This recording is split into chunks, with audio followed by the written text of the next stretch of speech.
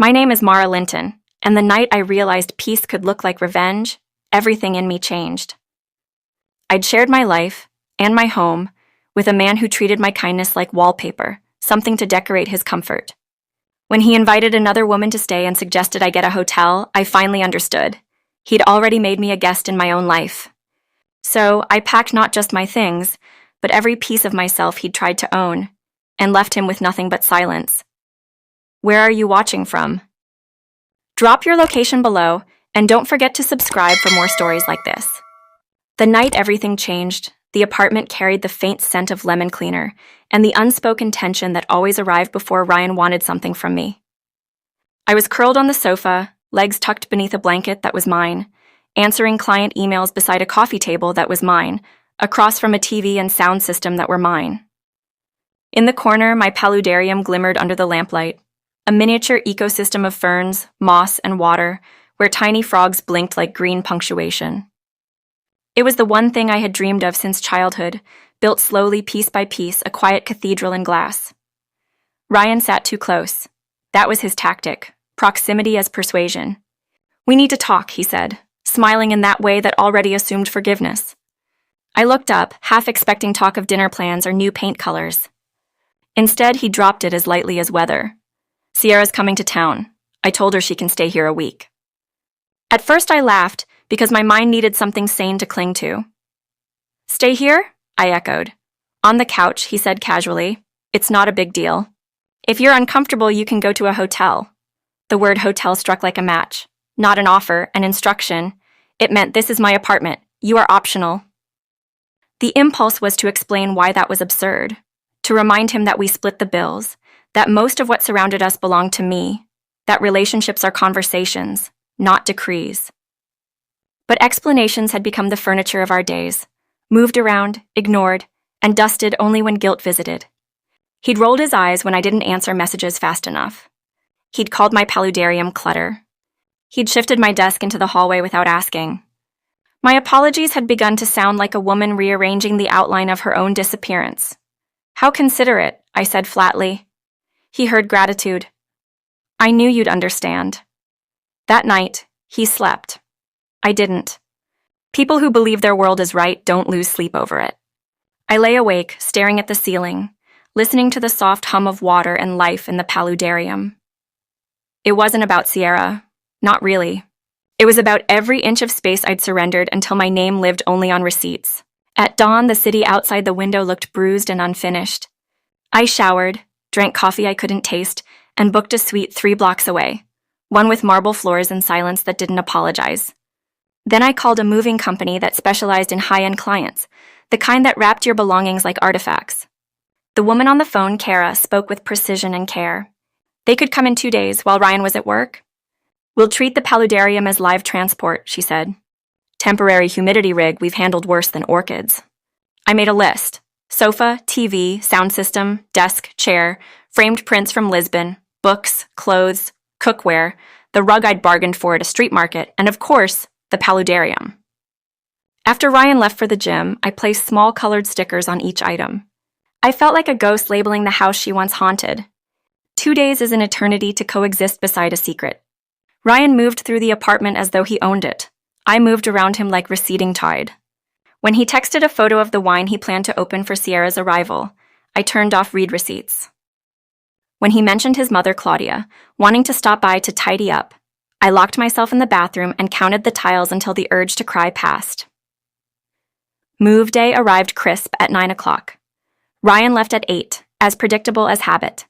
4 movers appeared, gloved, efficient, polite to me, ruthless to tape and cardboard. I'd imagined panic, some frantic breaking of my own things. Instead, it felt like choreography. I pointed. They nodded. The paludarium was hardest. My small kingdom under glass deserved a royal exit. They built a cocoon of foam and plexi, clipped in the humidity rig, and lifted it like something breathing. Maybe it was. By noon, the apartment was an outline of what used to be. The good mattress went with me. The frame stayed behind.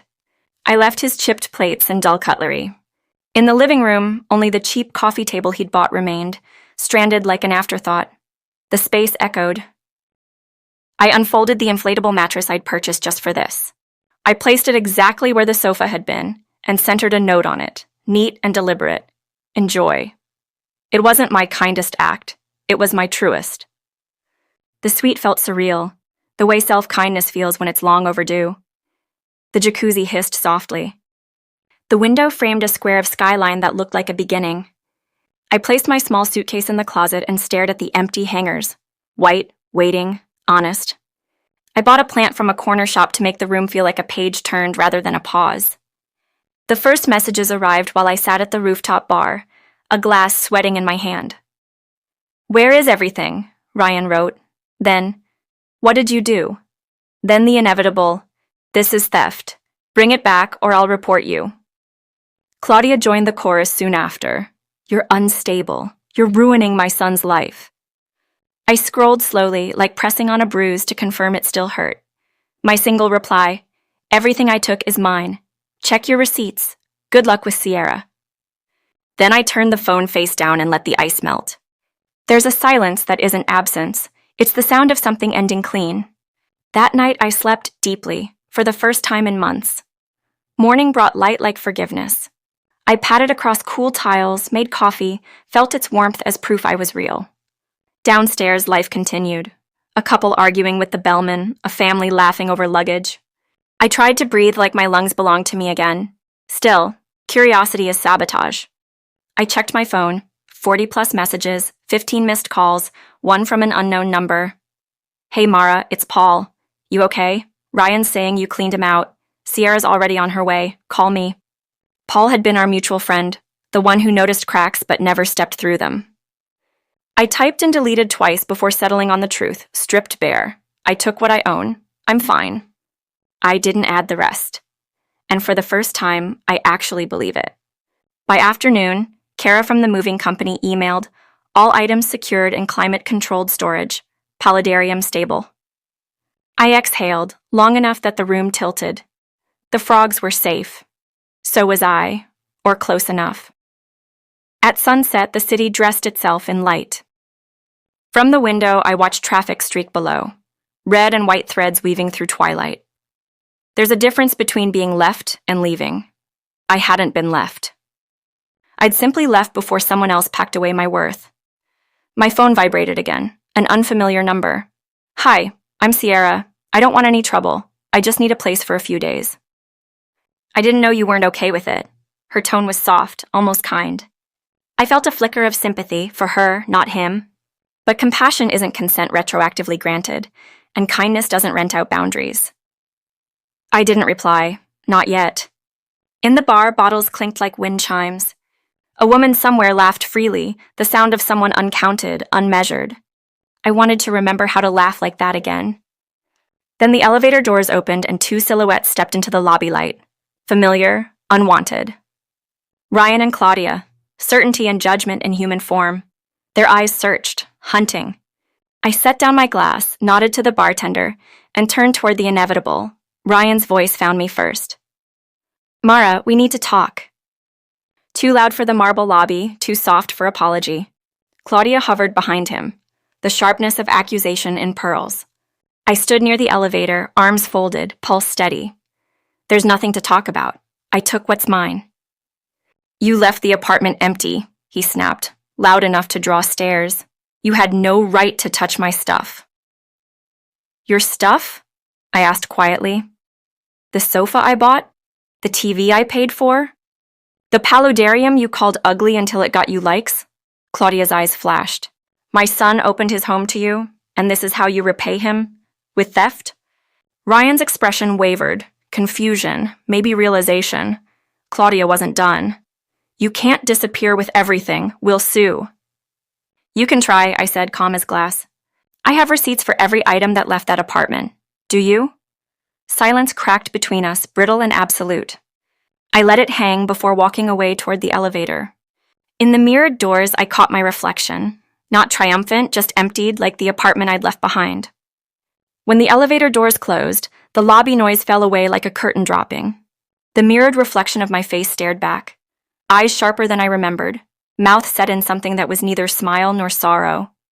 Freedom looked strange on me, but I was starting to recognize its shape. By the time I reached my suite, my phone buzzed again. Paul's name lit the screen. "They're telling everyone you stole half the apartment," his message read. "Sierra's freaking out. There's nothing left for her to sit on." I couldn't help the small, humorless laugh that slipped out. "Let her freak out," I typed back. Maybe she'll learn to ask the right questions before unpacking in someone else's chaos. He sent a single emoji, a grimace that translated to, "You're ruthless." Then, "You okay?" "Getting there," I replied. "Learning." That night I began cataloging everything, every text, call, voicemail, threat. I screenshotted receipts, organized folders, saved attachments. It wasn't paranoia, it was insurance. I'd learned the hard way that documentation is the language of survival when someone decides your truth is inconvenient. When I finished, I called an old college friend, Miles, a lawyer with a dry wit and a good heart. We hadn't spoken in months, but when he picked up, his voice carried that easy familiarity. "Mara, that's a voice from the past. What's going on?" I told him. All of it. Ryan's hotel suggestion, the move, the threats, Claudia's theatrics. He listened without interrupting, then said, "Send me everything." His voice had that calm steadiness lawyers develop when they've seen too many messes made by arrogance. When he finally replied after going through my documents, I could hear him smiling through the phone. "You're fine, Mara. Legally, morally, spiritually fine. He's the one drowning in his own ego. Still, document everything anyway, especially if his mother keeps showing up. Paper cuts make great armor later." His words settled over me like a weighted blanket. For the first time in a long while, I felt covered. The next morning, sunlight slanted through the curtains, soft as apology. I made coffee, opened my laptop, and worked. The world didn't collapse because I'd left him. No one confiscated my peace. It was almost ordinary, until my phone rang. An unfamiliar male voice came through, tentative. "Is this Mara Linton?" "Yes," I said slowly. "This is Evan. I'm Sierra's ex-boyfriend." The irony nearly made me laugh out loud. "You must have the wrong person." "No, I don't," he said quickly. "Look, I'm not trying to cause drama. Sierra and I stayed friends. She told me she was visiting Ryan, but she didn't expect to find the apartment empty. She's been calling me in tears. She said there's nothing there except a note on an air mattress." I stared out the window, watching sunlight flicker over glass towers. "That's accurate," I said finally. Evan hesitated. "I just thought you should know." "She didn't realize how bad things were between you two. She thought you were fine." "I don't blame her," I said softly. She didn't build her comfort on my silence. He did. He exhaled. "You sound calm." "I am," I said. "Tell Sierra to book her own hotel. Trust me, it's worth it." "Will do," he said, his tone almost admiring. "Good luck, Mara. Whatever this is, it sounds like freedom." When the call ended, I stood for a while, letting the quiet expand. Freedom didn't feel like fireworks or champagne. It felt like exhaling after years of holding your breath. 2 days later, a message from Sierra appeared. "Hey, I left. I couldn't stay there. Whatever happened between you and Ryan, I hope you're okay." I typed back, "Thank you. You too." It was brief, almost tender. The kind of civility possible only when two women stop pretending they're on opposite sides of a man's story. That night, Ryan made one last pathetic attempt at control. He tried to pay the rent using our old joint card, a card I'd already removed my name from. The transaction bounced, and within minutes, a text arrived. Unbelievable. "Pay your share or I'll sue." I smiled, sipping my wine before replying, "The lease is in your name. Good luck." 10 minutes later, Miles called, laughing so hard I could hear the ice clinking in his glass. "He's threatening to sue you?" "Perfect. Let him. I'll file the countersuit for entertainment." His calm steadiness grounded me again. "Still," he added, "keep every message. We'll treat it like a paper trail to closure." Closure. The word hummed in my chest like a low note of music. The following week felt like sunlight after a storm. I worked from cafes, took long walks, bought myself flowers, even started sketching again, something I hadn't done since before Ryan started redecorating my life. But the universe, mischievous as ever, wasn't done testing me. On Friday afternoon, Claudia showed up at my new building. I spotted her on the lobby security feed, pearls, sunglasses, fury. She demanded the doorman let her in, her voice cutting through the intercom like broken glass. I stayed upstairs. My hands trembled only slightly as I recorded the footage on my phone, just like Miles had instructed. "Proof first, feelings later," he'd said. She left after 10 minutes, muttering threats into her phone. I sent the video to Miles. His reply was swift: "Time for a restraining order." For a moment, I hesitated. I'd always hated escalating things, but something inside me, the part that had built the paludarium and refused to shrink anymore, whispered, "Yes. Time." The next morning, I filed it. The process was oddly therapeutic. Boxes ticked, signatures made, copies printed. It didn't feel like revenge. It felt like locking a door that should have never been left open. A week later, I moved into my new apartment. Big windows, golden morning light, and a view of the city that looked like possibility. The movers arrived right on schedule, and when they carried my things in, it felt like pieces of myself returning from exile. When the paludarium was finally set in its corner, the humidity system humming, one of the movers smiled. "They seem happy," he said, nodding to the frogs. "So do I admitted. It wasn't until that moment that I realized how much of myself had been waiting for permission to exist again. The first morning in that apartment was so quiet it startled me. I made coffee, listened to the hum of the paludarium, and realized I no longer had to tiptoe around someone's moods. No phone, no shouting, no pretending. By noon, the peace was broken by the doorbell. A courier handed me a thick envelope. Registered mail, Ryan's name on the sender line. I didn't even need to open it to guess. Inside, a legal notice, misappropriation of property. The words looked ridiculous in their polished serif font. I called Miles. "He actually did it," I said. He groaned, half amusement, half disbelief. "Send it over. I'll turn it into confetti before lunch." By evening, he had. "It won't make it past pre-screening," he said. "You've got receipts for everything. He's just trying to scare you. Let the system laugh him out of court." "Thanks," I murmured. "You don't owe me thanks," he said. "You owe yourself rest." Rest. The kind that doesn't wait for permission. 2 days later, Claudia returned to the building, this time with Ryan in tow. They stood outside, shouting up at my windows like protesters with personal grievances. "Mara, come down here right now," Claudia screamed, voice echoing off the glass. "You can't do this to my son." I stood on the balcony, calm as still water, phone recording in my hand. I didn't respond. After 10 minutes, security arrived and escorted them off the property. Miles texted when I sent him the video. "Perfect. That's harassment. Add it to the file." That afternoon, I filed another restraining order. This time, I named them both. When the stamped papers arrived 48 hours later, I placed them on my coffee table and whispered to no one. Closure looks boring on paper, but it's beautiful up close. After that, everything quieted. For once, the silence wasn't a threat, it was a home. Days slipped by in a kind of peace I had forgotten existed. No more slamming doors or biting remarks disguised as jokes. No texts that began with "we need to talk." The quiet of my new apartment wasn't empty, it was earned. I filled it slowly, deliberately. A new rug with colors that made the sunlight dance. Shelves for the books I'd once had to stack in boxes because Ryan said they made the place look cluttered. A couch that didn't remind me of compromise. Every item that crossed the threshold felt like a declaration. This is mine. The frogs adapted fastest, as if they understood that peace had weight and they could finally rest. The paludarium glowed at night, its small ecosystem pulsing with green life. Sometimes I'd sit in front of it with the lights dimmed, the room humming softly, and just breathe.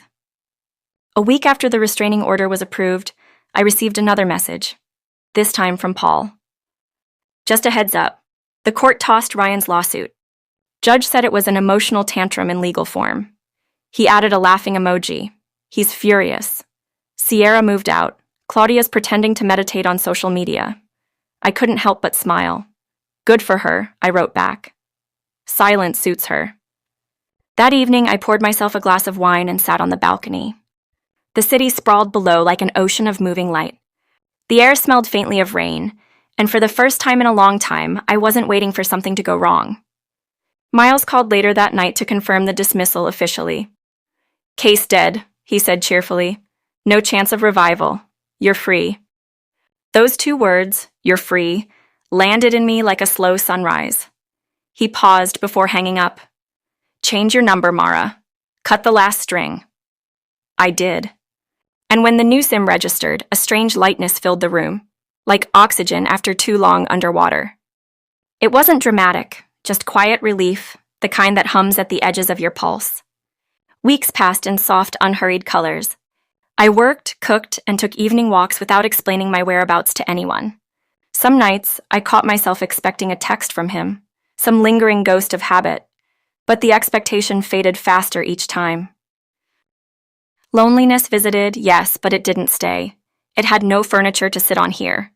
Every so often, I'd pass by the boutique where I'd bought the small plant that now sat on my windowsill, thriving. Its leaves had grown wider, reaching for light with unapologetic hunger. I smiled every time I misted it, thinking how survival and growth often look deceptively simple. Then, one morning, as the city stretched into a new day, I received an email from a design agency that had seen my freelance portfolio. They wanted to hire me for a full-time creative director position, remote, well-paid, and entirely mine to manage. It felt like the universe's way of saying, see what happens when you stop shrinking for someone else's comfort. I accepted. With the new job came a rhythm that felt like healing in motion. I decorated my office corner, installed warm lights, set up the desk Ryan once shoved into a hallway as if to erase my ambitions. It stood now by a window overlooking the skyline, a quiet monument to resilience. A month later, Paul invited me to a small art exhibit downtown. You need to get out, he said. See the world that doesn't revolve around Ryan's chaos. I went. It was in a renovated warehouse, walls white as blank pages. Abstract paintings bled color into light. Jazz floated low from hidden speakers. People sipped wine and talked in soft voices. I felt both invisible and alive. That's when I met Caleb. He wasn't like Ryan. No charm rehearsed for manipulation, no arrogance masquerading as intelligence. He was easy laughter, quiet eyes, and patience that didn't demand performance. We started with small talk about art and music, but something in the simplicity of his presence felt revolutionary. He didn't try to fill the silence. He respected it. We met for coffee a few days later, then dinner the week after that. It was slow, intentional. I told him early on, I've had enough of fast promises. I'd rather we move at the pace of trust. He nodded and said, then let's start there. And so we did. Caleb never asked about Ryan directly, but one night as we walked along the waterfront, I told him anyway. Not for validation, but as a way to mark where I'd come from. When I finished, he didn't interrupt or analyze. He simply said, you didn't escape, you reclaimed. That word stayed with me, reclaimed. It felt truer than revenge ever could. Revenge is a reaction. Reclaiming is rebirth. Months passed. The paludarium thrived. The frogs multiplied. I added new plants, built small stone arches, even introduced a trickle waterfall that filled the apartment with the sound of calm persistence. Every morning I misted the glass and watched the droplets slide down like miniature rainstorms. Each time I did, I whispered to myself, grow.